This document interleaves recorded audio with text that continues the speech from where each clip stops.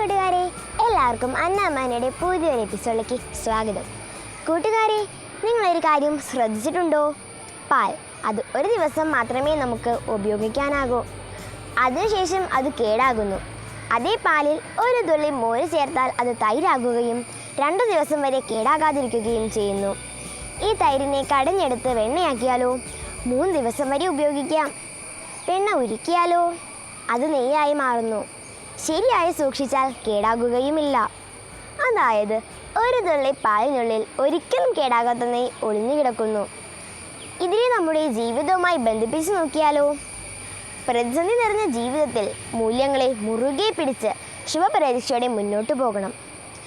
അങ്ങനെയെങ്കിൽ ആ മൂല്യത്തെ ആർക്കും നശിപ്പിക്കാൻ കഴിയില്ല.